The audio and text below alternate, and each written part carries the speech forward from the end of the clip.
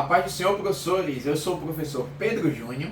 E eu sou a professora Raquel Monteiro e estamos com mais um estudo para professores de jovens. Hoje nós faremos uma dinâmica muito especial. Nós, juntos, apresentaremos a nova lição do segundo trimestre de 2024 para você, professor. A nova lição tem por título O Padrão Bíblico para a Vida Cristã, caminhando segundo os ensinos das Sagradas Escrituras. E tem por comentarista o nosso pastor Alexandre Coelho. E aí, professora Raquel, quais são as suas expectativas para essa nova lição? Eu estou esperando muitas coisas boas, viu? Porque a lição tá maravilhosa. Tem muitas dicas de várias áreas da vida que o jovem precisa se aprofundar para ter uma fé solidificada na palavra do Senhor. Estou com muitas expectativas boas. Bom, eu quero destacar aqui pelo menos duas lições que eu achei assim, irmã Raquel, extraordinária. A realidade bíblica do casamento, a lição 7, eu acho que os jovens vão amar isso daí, porque a senhora sabe que o jovem está naquela idade de preparação para o casamento, já pensando na construção da sua nova família, então acho que eles vão adorar essa revista, essa lição. E também a lição 8, a realidade bíblica do trabalho, que toca também a 9, né, que é sobre finanças, porque olha, a meu ver, é um tema que a gente fala pouco, finanças, trabalho. Então, ter uma lição de EBD que se direcione para isto também, e à luz da palavra, ou seja, o que a Bíblia diz sobre isso, eu achei fenomenal. Então, parabéns ao nosso comentarista. Eu acredito que vai ser muito legal estudar essa lição juntinhos com os professores. Eu também gostei bastante, porque são temas atuais, seculares, não são desvinculados da vida social do jovem, tudo aquilo que ele enfrenta com dificuldade do dia a dia. Então eu acho assim, tem muitas coisas boas aqui. Eu estava dando uma folheada, tem muitos fundamentos importantes para a formação desse jovem, né? De forma sólida através da palavra. Com certeza.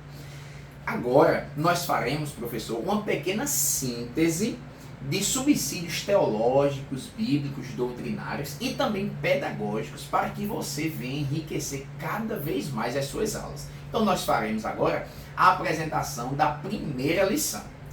A primeira lição tem por título A Realidade da Fé Cristã.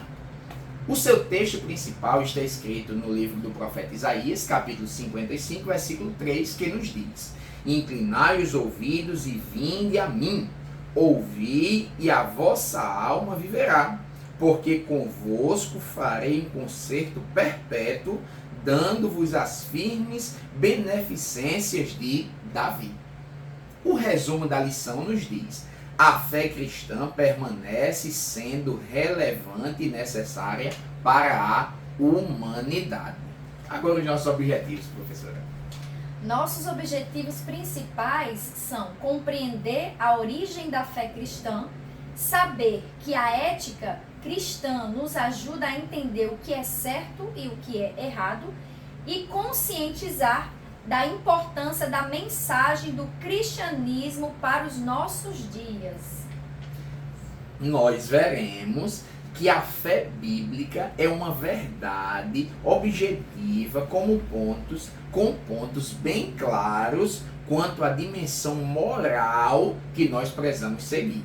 Então, nesta primeira lição, nós vamos estudar o princípio objetivo e atemporal e os preceitos sobre o que é certo e o que é errado à luz das Escrituras. O texto bíblico principal, que é a base para essa lição, professor, está no Evangelho segundo João, no capítulo 1, versículo do 14 ao 18, e ainda capítulo 17 do mesmo livro, versículos do 14 ao 17. É importante que você faça essa leitura de maneira alternada, né? De uma forma bem dinâmica junto aos seus alunos. Agora, nossa professora Raquel iniciará com o primeiro ponto da lição. O nosso primeiro ponto da lição fala sobre a origem da fé cristã. E é muito importante o professor trazer, né, antes de apresentar o tópico inicial, trazer um pouco do panorama da lição, apresente quais são os temas que os alunos irão estudar ao longo do trimestre, faça toda uma contextualização, porque assim vai atrair ainda mais, né, a atenção dos alunos para aquilo que está por vir, né? E aí no nosso tópico 1, ele traz a origem da fé cristã, que discute, né, esse tópico é muito interessante, a origem do evangelho, a sua propositura, a origem cristã, geográfica também do evangelho. Ele traz aqui alguns comentários sobre o ministério de Cristo, né, o ministério terreno, quando Cristo veio ao mundo, quais eram os fundamentos que Cristo veio trazer para implantar o seu reino aqui na Terra, né? É muito interessante destacar também a expressão cristianismo, né, que o próprio comentarista aponta que vem justamente do nome dado aos seguidores de Jesus quando eles estavam na Antioquia, que é o termo cristãos. Eles foram chamados pela primeira vez de cristãos naquele local, como nós vemos em Atos capítulo 11, versículo 26, não é verdade? Exato. E aí é interessante mostrar, professor, que o cristianismo não era apenas uma filosofia que as pessoas estavam aderindo como modinha da época, né? Porque aí é interessante destacar, porque poderia se pensar isso naquele primeiro Sim. momento, naquele contexto. Sim. Mas Cristo veio trazer as boas novas do evangelho e a partir daí a transformação de vidas, porque todas as pessoas que entravam no evangelho, elas passaram a ter a vida transformada, inclusive nos seus valores, nos seus preceitos. Então, não se trata de um mantra ou de entrar para uma filosofia ou para uma religião, e sim ter a transformação da vida baseado nos princípios da palavra de Deus, que são as escrituras sagradas, que é o fundamenta todo o cristianismo. Verdade. E, inclusive, nós somos conhecidos como a religião do livro. Eu já toco agora no subtópico 2, que o cristianismo e seu livro é o título. Neste ponto aqui, professor, eu acho fundamental você trazer informações sobre o texto sagrado da Bíblia. Você pode fazer até uma dinâmica, né, rápida, de repente, para saber os conhecimentos prévios dos seus alunos no que tange aos seus saberes bíblicos, e trazer informações como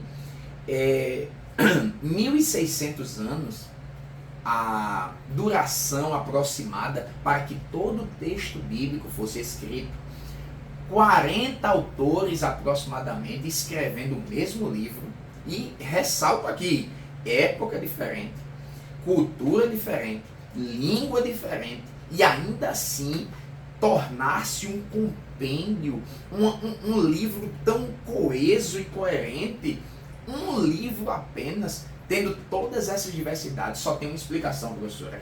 Deus estava, de fato, inspirando, soprando o que aqueles autores iriam escrever. É verdade. E nós sabemos que nós temos outros escritos bíblicos, né, que estão espalhados pelo mundo. Mas no livro de Romanos, capítulo 15, versículo 4, diz que tudo o que foi escrito para o nosso ensino foi escrito.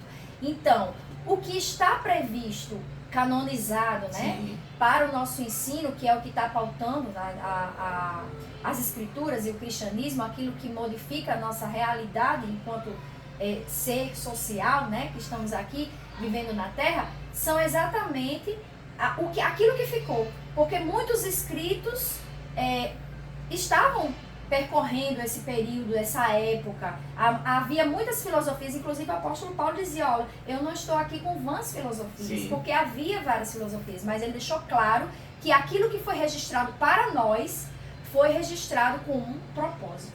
Perfeito. E, por fim, o subtópico 3 vai falar sobre o cristianismo e a sua mensagem. E eu achei muito interessante, professora Raquel, o modo como o comentarista traz. Ele diz o seguinte, que o cristianismo se baseia em algumas premissas simples. E aí ele começa a citar a primeira: Deus existe e criou todas as coisas, em Gênesis capítulo 1. A segunda é que ele cria o homem, faz o homem sem pecado, mas aí o homem acaba se esquecendo de Deus e peca contra ele. Então, a partir daí, o homem se afasta de Deus. Aí vem todo o plano da salvação, onde Deus, desde aquele momento, desde a fundação do mundo, já tinha planejado o Cordeiro. que depois vai ser revelado que é Cristo. Mas ele já tinha sido pensado, todo esse plano já tinha sido minuciosamente pensado desde a fundação do mundo. Desde Gênesis capítulo 3, versículo 15, Glória que é o a Deus. evangelho protótipo. É verdade. Já estava previsto que haveria um que seria esse que veio salvar a humanidade. E eu destaquei o mesmo tópico aqui na lição, marcando aqui, exatamente porque é interessante que o professor pergunte aos seus alunos neste momento se eles conhecem o plano da salvação. Isso. E por que eu menciono isso? Porque nos treinamentos infantis, né, pelo DEPIM, que eu acompanho alguns, os principais trabalhos, desde as crianças pequenininhas ao entrarem no Evangelho, é exatamente o plano da salvação. Tem até o livro Sem Palavras, que é aquele livro colorido. E é importante porque tem muitos jovens que ele não tem esse berço evangélico, né? Ele não nasceu no Evangelho, como nós dizemos, e ele precisa conhecer esse plano. Parece óbvio, parece simples, mas é importante neste momento aqui, que estamos fazendo esse panorama do tópico 1, que o professor traga o plano da salvação. E de fato explique de modo prático o que seria esse plano. Eu acho que isso também vai esclarecer para aqueles alunos que estão vindo de algum outro lugar que não tem esse conhecimento, esse embasamento bíblico, né, que está pautado nas escrituras também.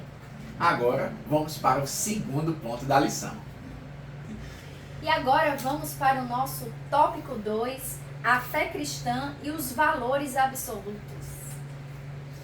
A palavra de Deus é o balizador do cristianismo, pois o que ela disser que é o certo, que é o correto aos olhos de Deus, independentemente da cultura, de opinião, de filosofia, o leitor da Bíblia precisa se conscientizar de que aquela é uma verdade absoluta. Então, em tempos de relativismo, em tempo de tudo depende do ponto de vista, nós precisamos retomar a veracidade exclusiva que a palavra de Deus tem sobre toda e qualquer filosofia ou compreensão. O que a Bíblia diz ser a verdade é a verdade, como o próprio Jesus afirmou. Eu, disse ele, sou o caminho, a verdade e a vida. E aí tem um ponto importante que o professor tem que trazer para os seus alunos, que eu destaco aqui, que é o conceito de ética, né? Nós sabemos que os cursos, né, de graduação das universidades trazem esse conceito, mas são das áreas humanas. Isso. Então há muitos jovens que não têm ainda esse ingresso, não estudam, às vezes estudam também de um viés com algumas questões envolvidas, algumas ideologias. Então é importante o professor trazer esse conceito de ética, essa questão do comportamento social, dizer que secularmente esses conceitos vão mudando, né? Algo, por exemplo, que é crime, é errado no passado, hoje não é, mas que as verdades da palavra de Deus, elas não mudam. E aí o crente precisa estar atento nesse sentido. E o jovem, né? Então o pecado, ele continua sendo pecado ontem, hoje e amanhã.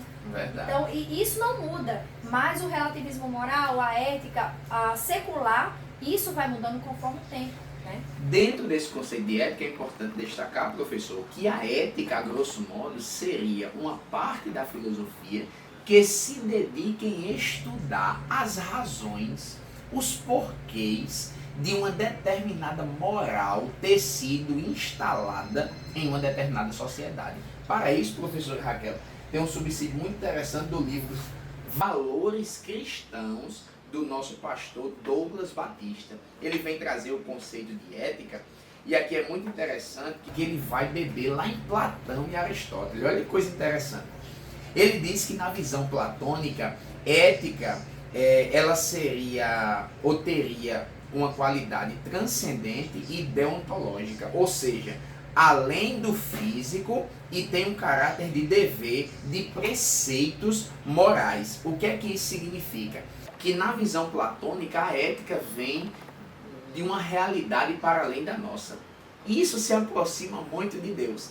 Então, a visão platônica é a que se encaixa mais com a visão ética do cristianismo. Nós não entendemos ética, moral, o que é certo, o que é errado, a partir das compreensões dos homens. Nós entendemos que isso já vem de Deus. Deus já coloca no nosso coração um senso interior dele, uma compreensão de justiça, da necessidade de amor, da necessidade de não matar o outro, por exemplo, ou qualquer outra questão que nós fiquemos em dúvida. Deus já coloca dentro do homem essa compreensão. Já na visão aristotélica, ele entende que ética é imanente. Em que sentido? Precisa de uma comprovação empírica, ou seja, eu preciso testar, eu preciso construir aqui neste mundo físico, experienciar, por isso o termo empírico, para depois eu decidir o que é certo ou não fazer. E ainda na visão aristotélica, a ética ela seria teleológica, ou seja, as suas causas finais explicam seus meios. Ora, se ao final de uma determinada ação eu sou beneficiado, então os meios, o que eu vou fazer no meio desse trajeto, é como se valesse tudo, porque o fim justifica o meio. Eu vou ser recompensado de alguma maneira, eu vou ter vantagens de alguma maneira, então a minha ética é o quê? O meu fim sendo bom, tudo vale para ter um fim agradável. E na perspectiva cristã, não. Eu posso até sentir vontade de fazer uma coisa, eu posso até pensar que é certo uma coisa, mas se a Bíblia diz que não é, se Deus está dizendo para não fazer, eu preciso retroceder. E aí é um ponto muito importante que você destacou, exatamente porque eu estava lendo um livro nos últimos dias falando sobre a inteligência emocional e o fruto do Espírito. Sim. Né? Quando nós vamos lá para Gálatas 5:22, nós passamos a estudar as virtudes do fruto do Espírito, todas elas podam a nossa moral. Elas trabalham diretamente o nosso caráter, o nosso temperamento, a nossa personalidade, para nós lidarmos com o outro. Não é um relacionamento com Deus, é um relacionamento horizontal. E aí é importante o professor destacar, porque ele nos molda. Então, se nós estivermos unidos ao Espírito Santo, se ele estiver dentro de nós e nós permitirmos que ele trabalhe em nossas vidas, a nossa ética, a nossa moral vai ser pautada nesse princípio, e eu vou desenvolver alegria, temperança, paz, amor, e todas essas virtudes são exatamente de relacionamento horizontal, que é o que trabalha a ética, né? Que é o meu comportamento com o outro, naquela determinada sociedade. E aí, esse ponto que você falou é muito importante, que você falou, se eu me dou bem, se tudo dá certo, vale a pena. E é uma filosofia atual, né? O que importa é ser feliz. É muito falado essa frase, é uma frase muito bonita. Mas o que importa é ser feliz. A troco de quê? Para isso eu preciso mentir, eu preciso... Vale tudo, né? Usurpar, eu preciso... Vale tudo. Então, é muito cuidadoso o professor trazer esses pontos, inclusive perguntar a alguns dos seus alunos em sala, mesmo fazer aquele momento, né? Se já houve situações em que você teve a sua ética questionada, a sua moral questionada exatamente por essas questões aqui, né? Desses fundamentos bíblicos que o jovem precisa ter consolidado para poder ser um cristão de verdade. Esse é o nosso segundo ponto da lição. Vamos então para o terceiro ponto da lição. E no nosso tópico 3, né, que tem por título A Mensagem do Cristianismo para os Nossos Dias, o autor da lição ele faz um resgate, né, do tópico 1, né, falando sobre o cristianismo e sua mensagem. Ele traz para cá de forma detalhada, né, e aqui o professor pode resgatar exatamente o plano da salvação que nós mencionamos aqui. Sim. O professor pode fazer esse resgate mostrando os pontos essenciais da mensagem de Cristo. Qual é a mensagem de Cristo, né? O que ele veio? Ele salva, né, o homem, transforma, né, e voltará para nos buscar. Então, essa é a mensagem do Evangelho. E aqui no subtópico 2, ele destaca que a mensagem da salvação é para todos. Ou seja, todo aquele que crê, aceita o sacrifício vicário de Cristo, ele está salvo.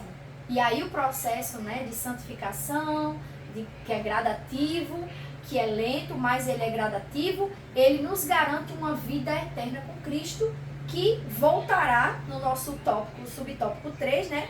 E que precisa ser pregada. Essa mensagem é importante porque nos dias atuais pouco se fala nos altares, nos eventos, sobre a volta de Cristo. Mas a volta de Cristo, ela é algo iminente, está prestes a acontecer e nós precisamos estar preparados para uma vida eterna.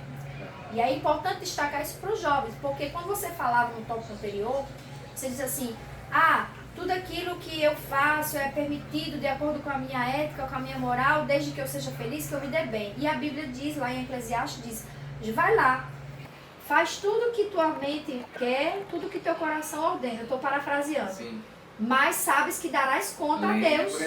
Lembra-te que darás conta de cada ato. Então, assim também como o apóstolo Paulo, tudo me é lícito, mas de tudo me convém. Então, nós podemos, na nossa vida, e aí o professor pode puxar para o lado secular mesmo, porque eu sempre gosto de dizer nas aulas, nos comentários, que a vida do jovem cristão, ela não pode ser dissociada. A igreja é vida secular, é uma coisa só. A vida do cristão, ela é integral. E aí, esse retorno aqui, nós precisamos estar preparados ontem e hoje, para qualquer momento Cristo voltar e nos buscar. E sabendo que daremos conta dos nossos atos diante de Deus. Você falando, eu lembrei da nossa declaração de fé, que justamente contém a síntese da nossa pregação pentecostal. Vou pegar ela aqui rapidinho, para não mexer aqui no nosso cenário.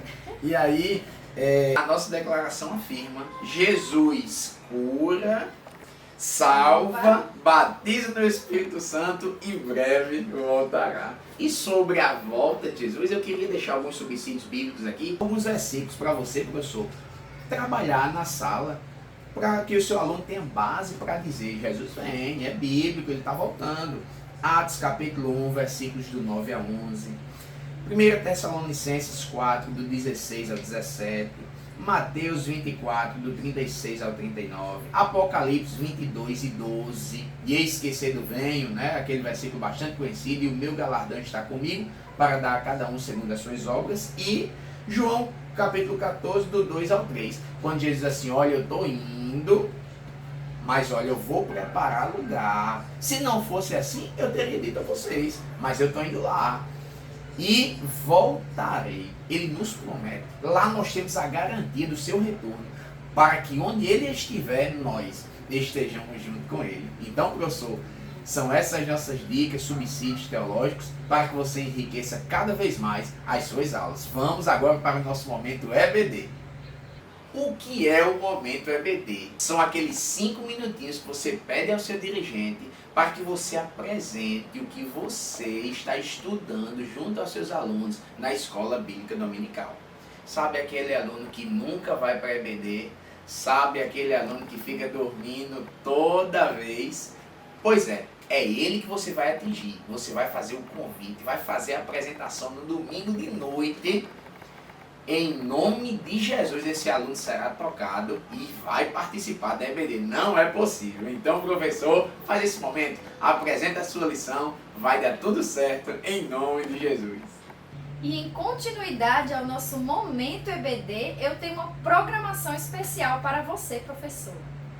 Trata-se da nossa jornada pedagógica, que é a nossa formação continuada para professores da Escola Bíblica Dominical da Assembleia de Deus. Nós já tivemos uma formação maravilhosa que ocorreu nas últimas semanas e no próximo dia 27 de abril, às 19 horas, no Templo Central, na Rua Coelho, Lisboa, nós temos um encontro marcado para o nosso segundo momento formativo.